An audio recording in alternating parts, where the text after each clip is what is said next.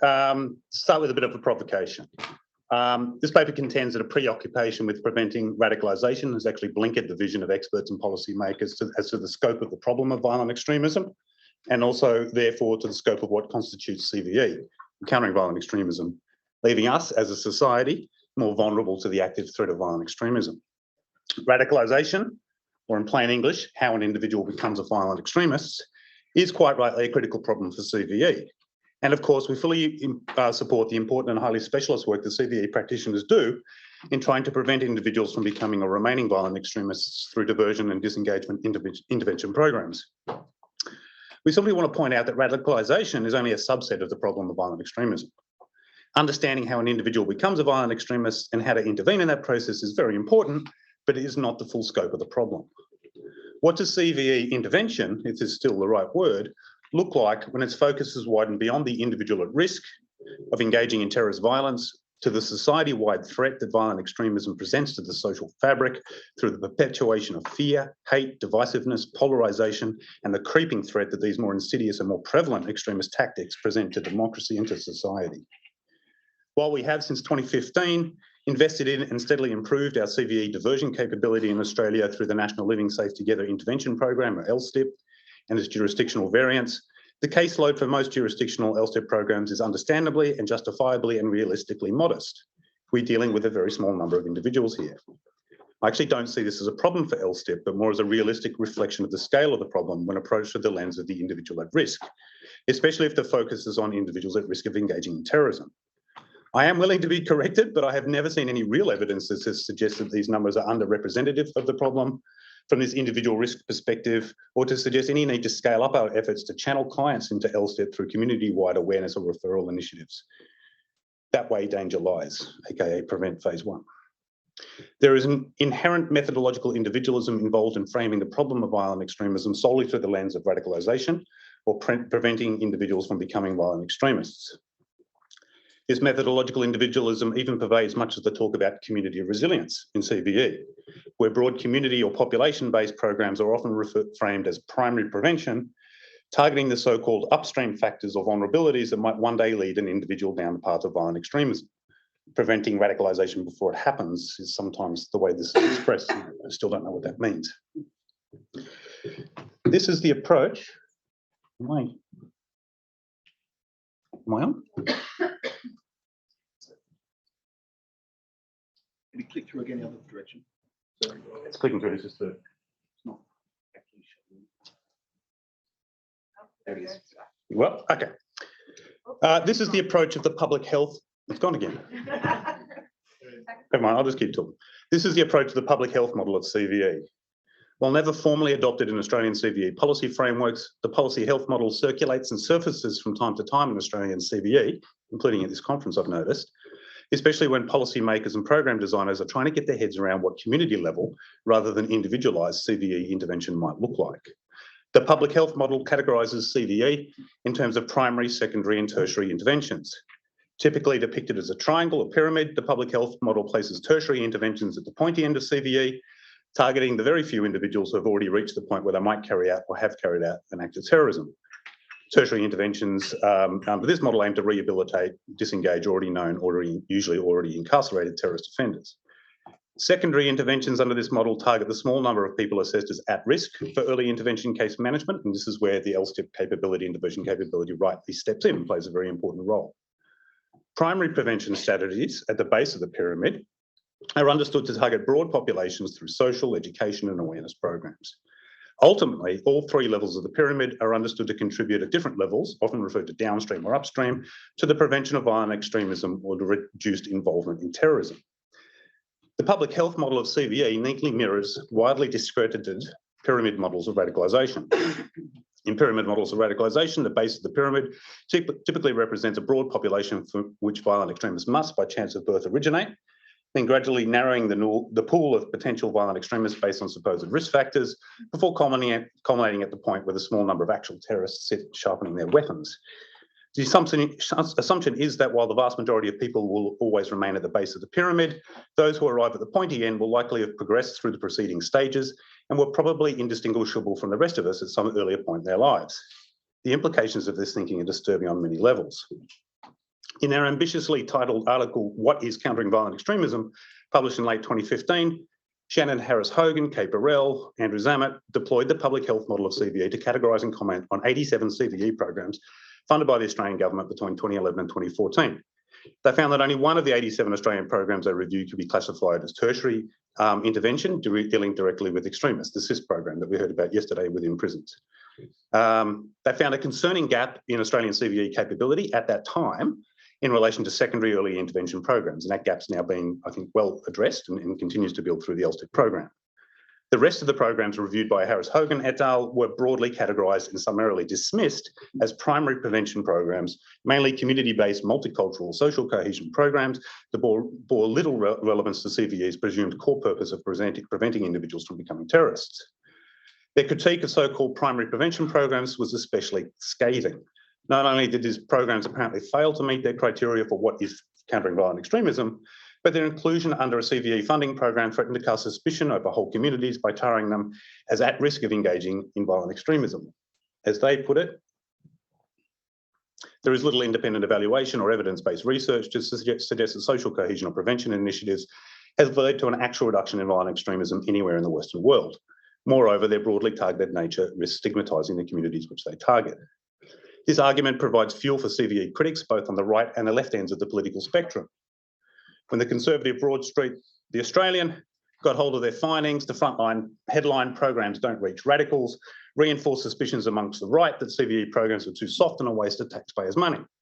On the left, the findings that the primary prevention approaches led to the creation of suspect communities reinforces the view that CVE is ultimately a racist policy targeting Muslims. Elsewhere, Harris-Hogan has convincingly argued, in my view, that community-based CVE initiatives that present themselves as a form of primary prevention, PVE, against violent extremism typically bear little actual connection to the problem of violent extremism, are based on false assumptions about drivers and root causes, rest on statistically flimsy foundations, and can be highly counterproductive in terms of stigmatising whole communities or demographics, when violent extremism is not at all a population or community-based problem.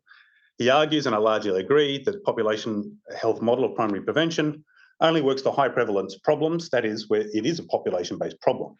But there are few, if any, examples of primary prevention being used for low incident health or social policy problems, like individuals engaging in violent extremism. I'm going to skip some of these other points there because I'm going to run out of time.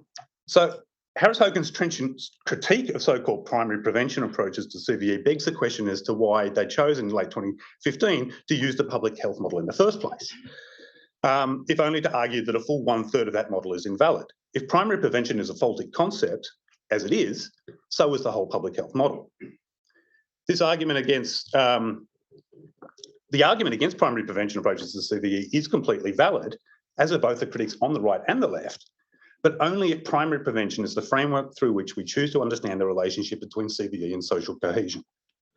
While the public health or spectrum models, as we heard from Mark yesterday, of CVE position social cohesion at the upstream level of primary prevention, this fails to recognise that social cohesion is the very thing that violent extremists, including those at the so-called pointy end of the spectrum, are actually trying to threaten and target.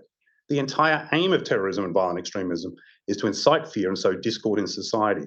And violence is only one, and one rarely deployed, tactic that violent extremists use to achieve this end. Hate speech, fear, disinformation, the erosion of trust, vilifying minorities, etc., are amongst the other tactics that they use. So social cohesion is not a means to an end of preventing terrorism. Social cohesion is what is fundamentally at stake for CVE. Social cohesion is what we need to proactively protect and safeguard in the face of the manifest and enduring threat of violent extremism. In 2015, working with Julian and Lisa at Macquarie University, we tried to move way beyond the public health model, particularly given it was on the front page of the Australian at that time. We adopted a community resilience model of CVE that actually borrows its thinking from disaster resilience. In disaster resilience, we never actually assume or pretend that we can prevent a cyclone or a bushfire or a flood or a global pandemic, okay? Prevention is part of a resilience model, but in disaster resilience, we actually talk about community preparedness, prevention as well, response and recovery. Prevention is there but we're never ever going to completely prevent violent extremism, partly because much of the violent extremism that's actually attacking us is actually coming from overseas or in online environments that we don't have the jurisdiction or the scale of programs to actually prevent. If I was to put the public health model, and Caperell wrote this on the back of a beer coaster over wine when we were discussing this, the public health model might fit into the prevention wedge of our resilience model. And if this was going to be representative, it would be about 25% of what we need to do in countering violent extremism. But this is, of course, just a graphic. And I'm going to pass over to Julian.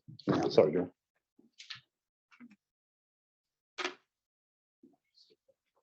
Yeah.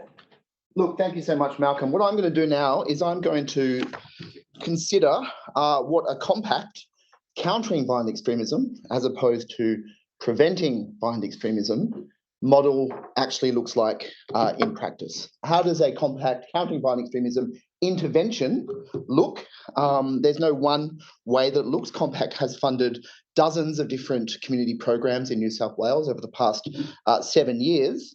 But I'm going to be looking at the Community Action for Preventing Extremism, or CAPE, program that was delivered by the NGO community organisation Altogether Now. It was a program that was attempting to counter far-right extremism. Now, this was really one of the first significant CVE funded programs in countering far-right violent extremism in Australia. It was back in 2015, well before the Christchurch attacks had really elevated this to the front of many people's agendas, and that widespread public concern had begun around the threat emanating from the far right. From its inception, Compact adopted a holistic focus on extremism, acknowledging that violence and fear emanating from, at that point, the Islamic State, largely, would likely provoke reactions of some sort or another. Now, the evolution of CAPE really illustrates a unique program design and philosophy that underpins Compact and that Malcolm has just introduced. And it really does go far beyond the public health model and these discredited radicalisation models that sit behind the public health model of CVE/PVE. Now, over time, the CAPE program did two things. First, it attempted to conduct a secondary intervention aimed at de-radicalising online far-right violent extremists and providing them with off-ramps. And this was done through a covert social media platform and a series of spaces on that platform where people attempted to de-radicalise individuals, prevent violent extremism rather than countering it, and it didn't work particularly well. Second, CAPE created resources for frontline workers that really aimed at fostering community-based knowledge and solutions to far-right extremism, thus countering far-right extremism as a wider social movement through educational and community support. And this was much more scalable, and it was also much more impactful. So why was there the change? Well, Macquarie University, Lise Waldeck and I performed a process evaluation of CAPE over 3 years. We identified a series of problems within that and were able to work on the evolution of this program as it went forward. First thing we identified was that this program was attempting to identify and de-radicalise, not disengage, de-radicalise extremists, but so far not violent extremists online. And it was doing so without their knowledge and without their commitment. In doing so, it was really replicating a law enforcement interventionist approach that may have been better performed outside of the community NGO sector, particularly in this covert manner in which it was being done. And the interventions were based upon assumptions about individuals radicalising to violence in a linear fashion. It was attempting to identify and de-radicalise those who were pre-radicalised in the expectation that they would one day become violent. Now, this targeted secondary intervention wasn't proportionate to the risk these online, basically they were racists, held. The significant risk of blowback from online communities was pronounced as well. But lastly, it was also very time consuming and it was non-scalable. It just wasn't finding terrorists nor convincingly de-radicalising anyone. So through an evaluation, we negotiated a shift in CAPE to become a resource for frontline workers, resulting in CAPE shifting to become something that was trust-based, a trust-based learning resource. It went from a program based on individual de-radicalisation to community-based, solution-focused approaches. It started from a powerful strength-based initial position once we shifted it, and this allowed it to perform genuine resilience building upon foundations of trust and community empowerment. And Kate went on to then train thousands of youth workers and frontline workers across the state to identify and counter far-right extremism that already exists and impacts communities in New South Wales, not something that might happen some point in the future. And most of the threats from this far-right extremism were below the thresholds of terrorism violence as well, and would never be manifested as terrorism cases in the state. So this use of evaluation and of this process as it went down through its iterations really demonstrates the importance of evaluation, not being criticism, but when it's built into a program from the beginning and with buy-in from those involved, really offering opportunities to ensure projects adapt and evolve and deliver more effectively through time. This is something that was programmed into Compact from the beginning. CAPE, like many secondary interventions that were around preventing violent extremism, and were based on this public health model more broadly, was really based on some understated assumptions that I argue are largely false and cloud how we think about CVE, certainly in the academy. One is that radicalisation should be understood through the lens of individuals in isolation, rather than looking at the wider communities and currents through which these individuals live and work and demonstrate their values. Third is that there are clear radicalisation pathways to violence online and offline, and that preventing violent extremism is often about finding those who are pre-radicalised and focusing on their ideological journey. And the third really, and I think perhaps the most important, is this false assumption that terrorism is the main social and national security harm that preventing violent extremism or countering violent extremism programs address. The acts of terrorism are not the only problem that we're trying to identify and prevent when we're countering violent extremism, nor necessarily the most damaging to our society either. As a society, we have increasingly seen over the last few years a creeping threat of extremism of all ideological persuasions, and increasingly of no clear ideological persuasion that's perhaps not best viewed through a terrorism lens or a countering terrorism lens. But the creeping threat of extremism does represent a critical and ongoing challenge to our community that's systemic, that's complex, and it is very difficult to address. So this approach really conforms to broader social media research performed again at Macquarie University for the New South Wales government that demonstrates that the risk from far-right violent extremism and other forms of extremism is bigger than that of individuals being radicalised to violence online. We can turn to COVID-19 and the anti-government agitation and conspiracy theories that have been spread by extremist groups. These extremist movements were aligned with broader social anxieties. They were mainstreamed into anti-social and anti-government sentiment more broadly. The pandemic was an example of our society's fragility to extremism.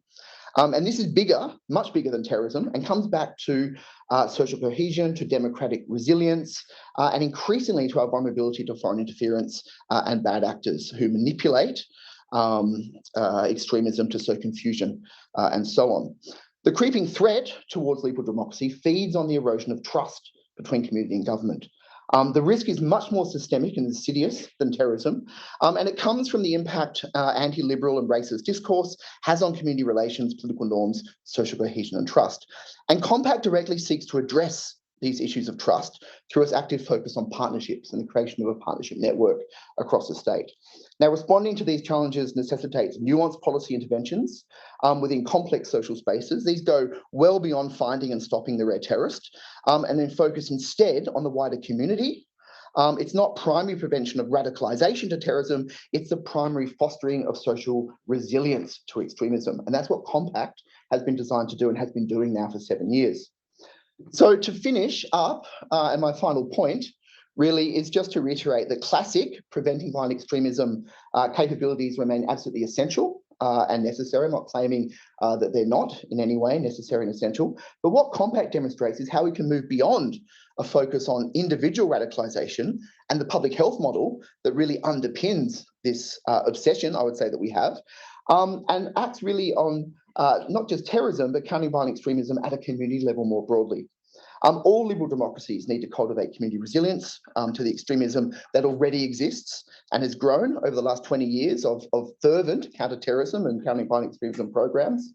Compact really asks whether we as a society, our institutions, our norms, our democratic processes are resilient. It doesn't ask whether that individual is likely to become a terrorist, but are we resilient, and how can government increase trust and social capital to bolster these factors of resilience in our society more broadly? CommBac's unique resilience and emergency management framework also means it can respond to today's violent extremism landscape, where the risk of violent extremism does not necessarily come from groups nor from clear ideological movements, but is increasingly ideologically diffuse and networked. It also often results in violent impacts that occur below the thresholds of terrorism violence, and is something else, and something, as I said before, that are more insidious. CommBac has funded dozens of community programs over 7 years, to the value of over $20 million. Currently, there are 24 partnership projects with over 70 partners operating across New South Wales. Over 50,000 young people have been engaged. It's been independently examined, transparently evaluated, and shown to be effective. I would argue that CommBac is an innovative and a novel approach to doing CVE, not PVE, and societal intervention. It's a uniquely Australian model that's not found anywhere else on the globe, and is well suited to enhancing our already robust and resilient multicultural societies. So I'll stop now and hopefully open up some interesting questions at the end. Thank you very much. Thank you, Julian. Dead on time. Our next speaker is Rita Jabri Markwell, who's going to do a presentation called Contending with Borderline Content. Thanks. Do I just move forward with these ones? Yeah. Good morning, everyone. Where's the mic? Is there just? It's on the desk. Oh, that's the mic. Okay. I'm a lawyer with the Australian Muslim Advocacy Network. I'd like to acknowledge that we're meeting on the lands of, I think here it's the Wurundjeri people of the Kulin Nation. Yeah. Thank you so much, AVERT, for inviting me. It is true that over the past 3 years, I've been working very hard to understand very deeply the problem of the Christchurch massacre, in particular how it happened. And through that, and having an absolute resolve to try and work out some strategies to dismantle the basis of that problem. It's not an academic interest. I would prefer to be doing other things with my life, to be honest. But this area chose me because it's a matter of survival for our community. And it's also a matter of love. It's an act of love for my community to have build a different future. So I'm a lawyer by background, and worked in public policy. Aman is an organisation that uses law, policy and research. It partners with researchers in Australia and overseas to fill gaps in vital research. And what I'm speaking to you today about is the power of the legal framework in Australia, the effect it currently has on our situation, and the effect it could be having if we reconceived it. So laws are powerful for these reasons. Obviously, it shapes the way law is enforced and standards of justice. It defines and signals the problem to the public as well as to researchers. It links to data collection. It generates activity upstream or downstream of a problem. And it determines where the burden or the costs of a problem sit. So just quickly, if we look, for example, at hate crime or the absence of hate crime laws in Australia, the absence of those laws means that we don't have proper data on hate crime. It also means that we haven't had a handle on the scope of racist nationalism in Australia for many years, combined with the fact that terrorism laws historically haven't been used for racist nationalists in Australia. We had our first conviction with Philip Galea just in the last couple of years. So that has an effect on shaping data, and that also, of course, shapes public discourse, and it also shapes how police, treat different problems, and it also shifts the burden in terms of, at the moment, the burden is very much felt by the community in terms of policing, in terms of hate incidents, hate crime, and the burden isn't sitting with those big public companies, those big, so with the social media companies, the media companies that are enabling that polluted environment. So that is the power of the legal framework. That's its current effect. And I just have to underline that the effect, although I don't have time to go through it today, the effect is ongoing on our community. Every week there is another hate incident or hate crime that we become aware of. And the grievance in our community is very deep-seated because of the past 20 years, but it's actually continuing and it's re-exacerbated every time there's another incident. So the grievance, I think, is only actually going to escalate as we see more incidences of racist nationalists not being treated as terrorists. It's that awareness in our community of that double standard is there now, and it's only growing. So the grievance factor, which you're all very aware of in terms of how that plays into violent extremism, is significant, and our legal framework is unfortunately part of the problem at the moment. So moving forward, I think, like, we're looking to the future, what would be, if we reimagined this legal framework, what would we be doing? To me, I think we do need a cultural piece from government that may be supported by government, not necessarily led by government, that builds awareness of the harms that are caused by pollution in the public sphere. There has been some research recently that was sponsored by DigiCode. It found that people are aware of misinformation, but their understanding of the harms caused by it is almost non-existent. And there also needs to be a piece about law reform to recalibrate our laws to shift the burden, to redefine the problem, and to remove categories of us and them. Our main preventative piece of legislation, like as in legislation that works in a preventative way, like upstream at the moment, is our prescription list. And that is a list that of terrorist organisations that discourages people from wanting to finance or associate or promote with terrorist organisations. And obviously that has proved to be an ineffective tool because it's ideologically constrained. It's mainly one type of organisations that are on that list, and we've seen that it doesn't do anything about online socialisation towards violence. Platforms rely on that list to identify terrorist and violent extremist content. The government, historically, the previous government and also the shadow, which is now the current Attorney General, were asking questions during a parliamentary inquiry about, well, what do we do about this? Do we lower the threshold? Do we put individuals on this list as well as organisations? All ideas which carry significant human rights implications, particularly for marginalised communities. And I appreciate the work of Professor Michelle Grossman speaking to that inquiry at the time, raising some concerns, as well as the Law Council of Australia. So tinkering with the prescription list model is not our answer right now. It's answering a problem which is a different problem.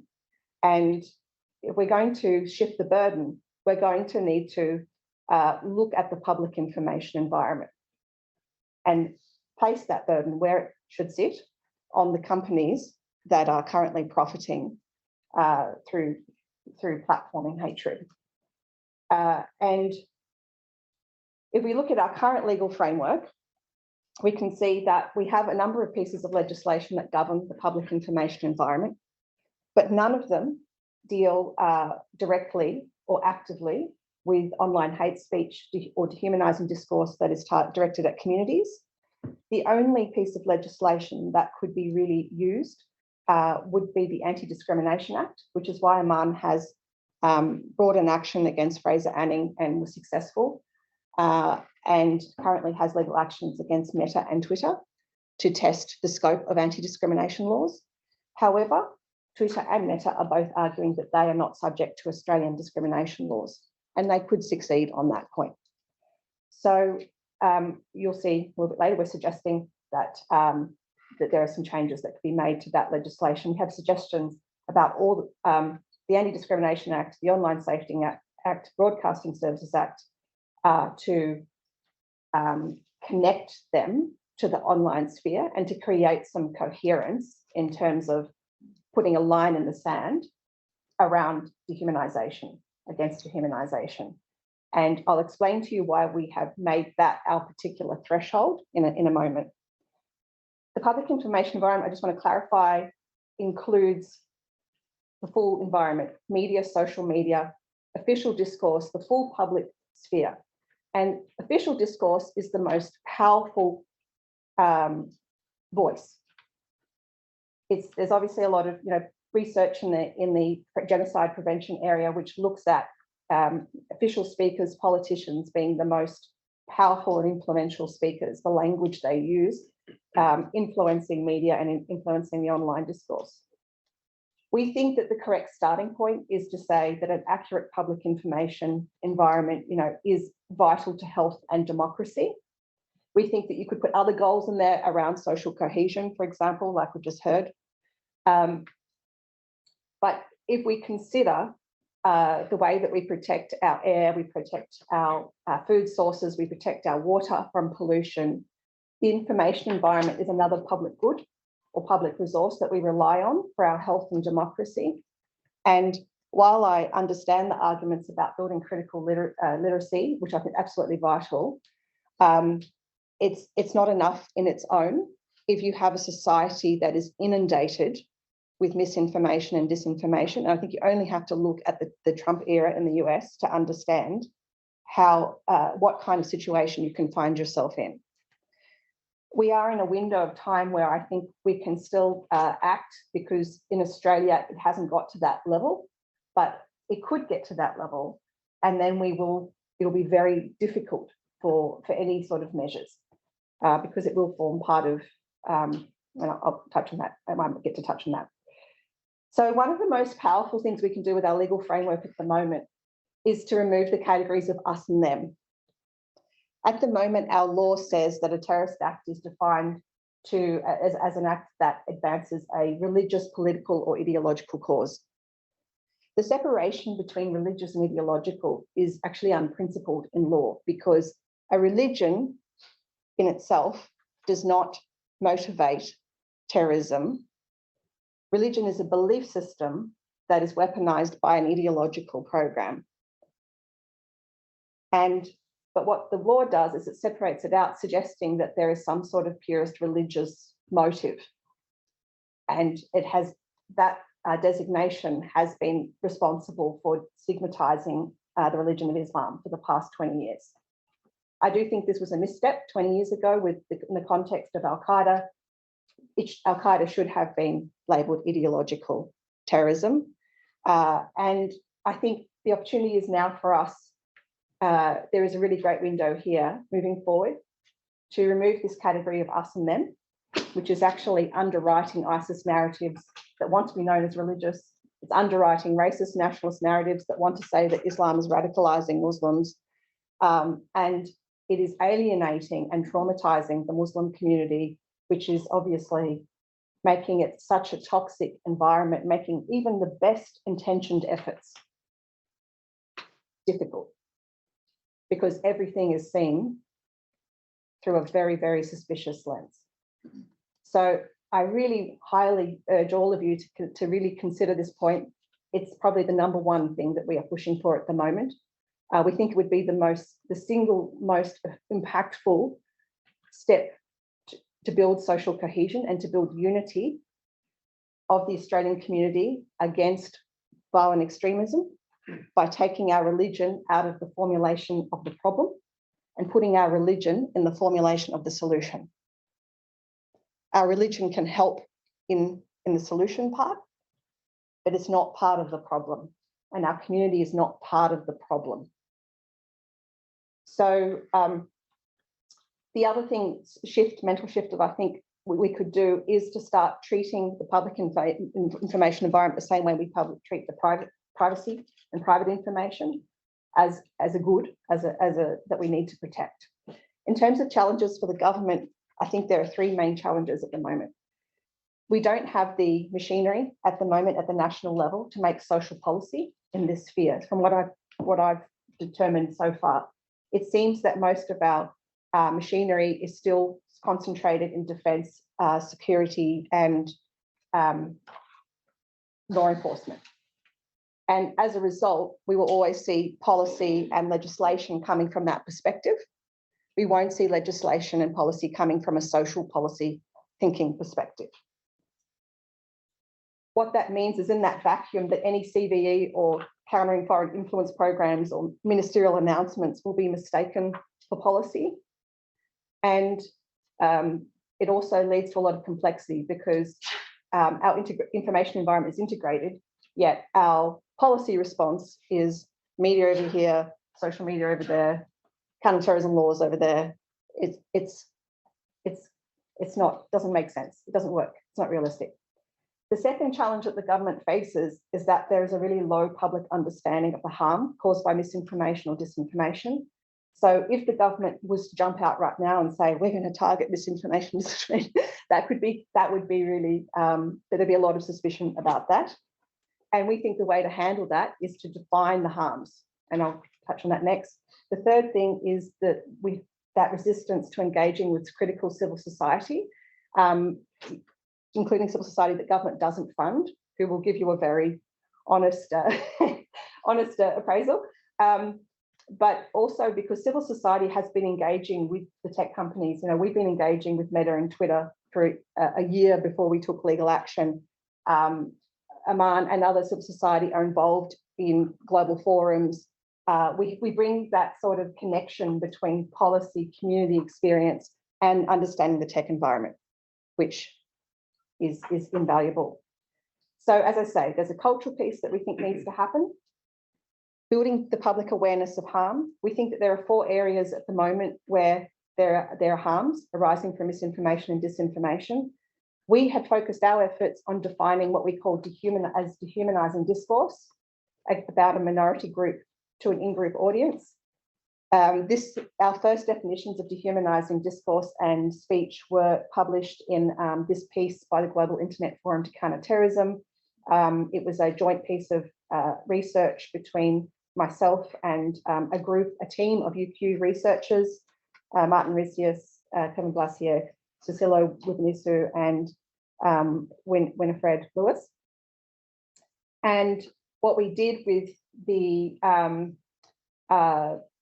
with this dynamic matrix of extremism and terrorism is we were responding to a tech company demand to understand the behavior of extremism online as opposed to focusing on who or what is extremist. Instead, how would you look at the behavior of it? Because that is easier to identify in an ideologically neutral way. And a key thing that arose from that was the role of dehumanization as a defining factor that sort of took a general hate group to a group that was working towards violence.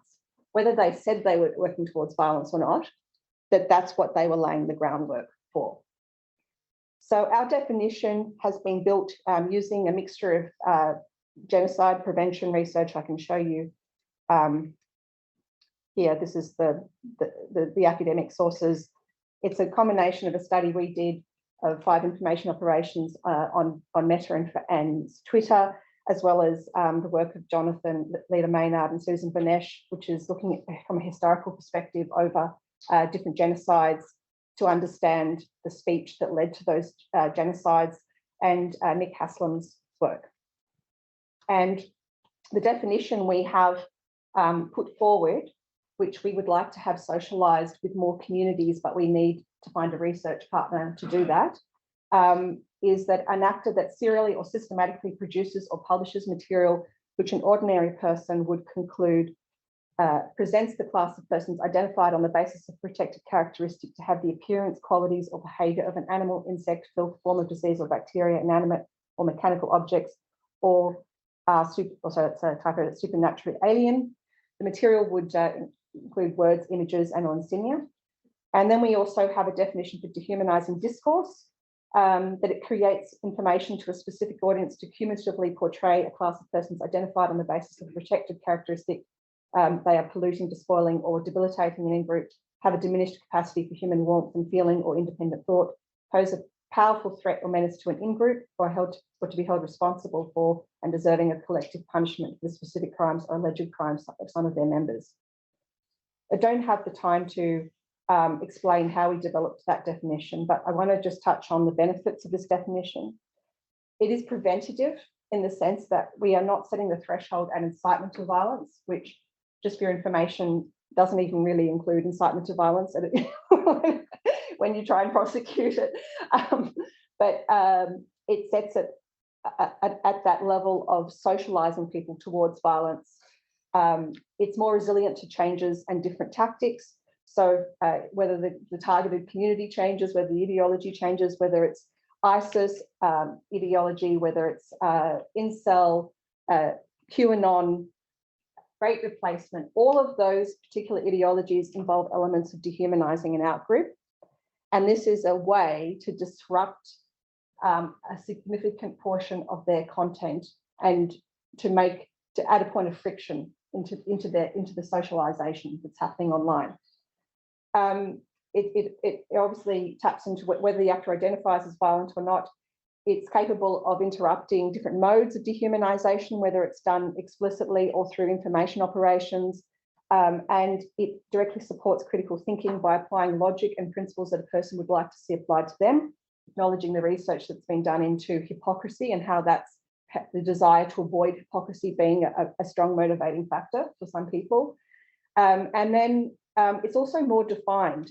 So it's already linking to a protective characteristic, right, which is a concept that's across discrimination law that provides protection across a range of different attributes, but it's also less open to weaponization by authoritarian governments. And I always think we should be trying to model laws that aren't going to create problems if other countries were to follow our lead, which, as we've seen with our terrorist model, has posed a problem in other contexts.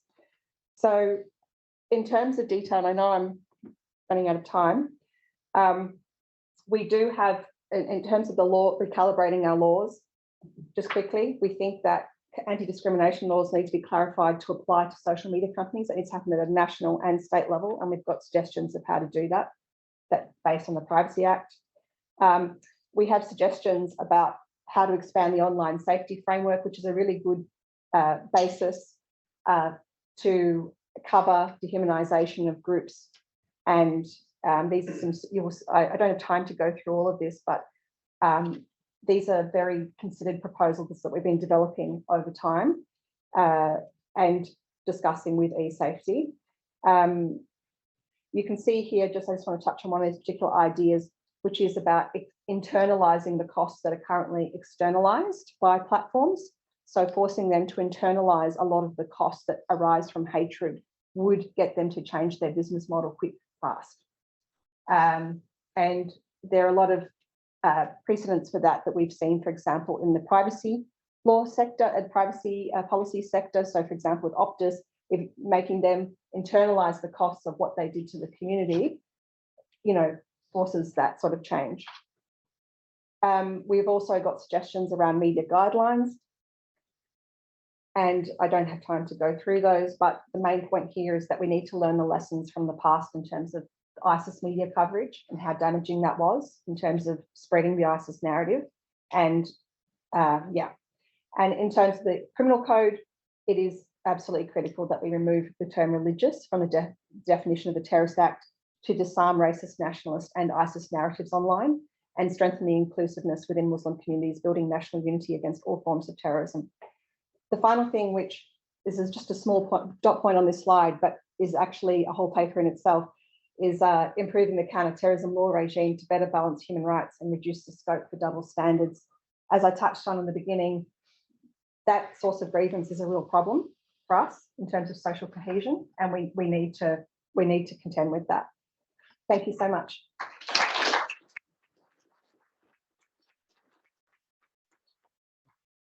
Thank you for two fascinating and profoundly challenging, I think, presentations.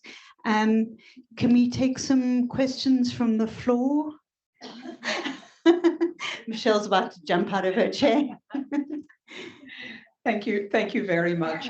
Thank you to all the presenters. I completely agree with Vanessa. Stimulating, provocative, inspiring. But I do have a couple of things that I want to pick up on. So Malcolm and Julian, I think my question for you is as follows. No argument that, of course, we need to understand, and Lise, hello, Lise. No argument that we need to look, of course, at the social ecology in which individuals operate, no argument that social cohesion is the thing at stake and not just a means to an end. But my question for you is why you think that we should not necessarily be focusing on individual resilience.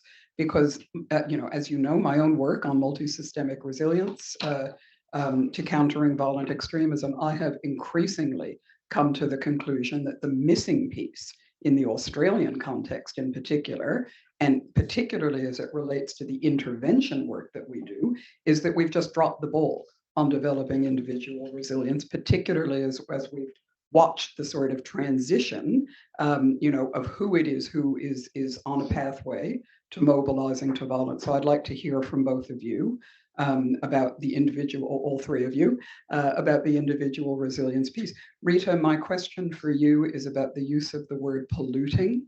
Again, no argument with the point that you're making, but I worry that the word pollution brings into the sphere of discourse the idea of purity as its opposite term, which can be politically really worrying. So a comment from you on that. Thanks.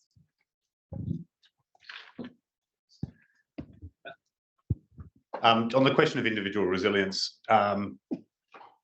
it's not an either or. The point that I was trying to make is that actually I think most CVE thinking has actually been plagued by methodological individualism, where the individual actually has been framed as the problem and the target of intervention programs.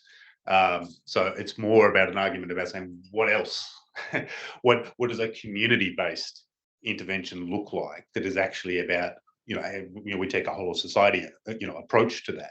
What is our society's, how do we bolster our society's resilience to the efforts of extremists to actually incite fear and sow discord in society and to bring people together? That's a community level, also whole of society based kind of notion of resilience. So it's not an either or. I support all the work that happens around the individual level. I actually just think for more than 10 years, actually, the individual focus has actually been given almost all the attention. And as I said, even when we talk about community resilience, we're actually talking through an individualist lens often. We're actually talking about how do we build community resilience in order to prevent radicalization before it happens. That's still thinking through the lens of the individual. So I'm not saying that's not important, but there's got to be more to CVE than that. Exactly, it's a rebalancing, that's all it is. And if you look at the different programs that Compact has funded over the years, some of them do focus on individual resilience building, but Compact as a whole is an attempt to rebalance this debate away from that individual methodological focus on individuals radicalizing to take a broader look and an inward look at society. And in a sense, Malcolm, I'd say it's almost a rebalancing from disciplines, because this methodological individualism that underpins the public health model and our assumptions about radicalization comes out of fields such as psychology, sometimes feels like political science and so on as well. Whereas I would say that we broadly took an anthropological perspective when we designed Compact and looked instead of that wider societal issue. And it was ahead of its time, because back in 2015, we didn't know the wave of far-right extremism and COVID and everything else that was going to hit. But Compact was there in New South Wales and still there, building that societal inward-looking temperature check on radicalization and resilience without focusing on those individuals who are out there necessarily. So it's not either or, it's just a rebalancing of the debate and trying to sort of plug up some of those holes. I don't know if you wanted to add anything, Lise? Yeah, no, hi everyone, and thanks for having me from online. Look, I think, Michelle, I think that's the thing. Individuals are always important, because ultimately it's the individual who can carry out the violence. But the individuals are always part of communities. And I think the unique thing about Compact is that it's always been focused on this idea of partnership. And so partnership between individuals, partnerships between different communities of individuals. And actually by shifting it away from thinking about the individual carrying out an act of violence, which ultimately we all know is going to happen again, and thinking about, well, how do we, as individuals living in communities, how do we be resilient, most resilient to acts of violence, and most resilient to the impacts of violence and the challenges we face as a society? And ultimately, we can only really do that by partnerships, through partnerships, and I think that's the thing that makes Compact really unique in this space. Do I have time to add one point to that? Very, very quick point. That, yeah, our resilience model, we depict as a cycle, as a continuum. And the problem with, Mark spoke yesterday about that spectrum model of kind of CVE, where you've got the pointy end of CVE, which is the individual, extremists, and you've got, at the other end, you've got social cohesion, and you've got this kind of broad way. But the idea that one serves is at the purpose of the other ignores the fact that actually every individual act or even threat or behavior of violent extremists impacts the community.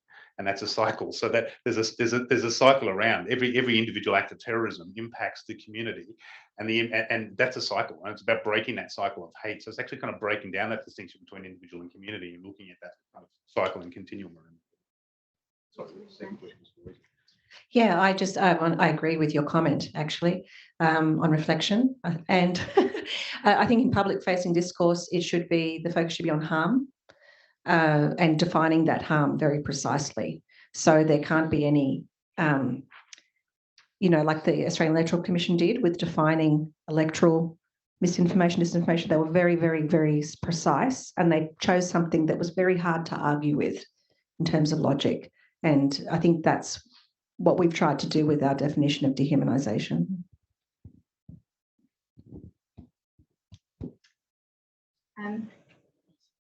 I turned it off. Well, I think we're out of time. Unfortunately, I'm sure these debates are going to continue. So thank you for any session.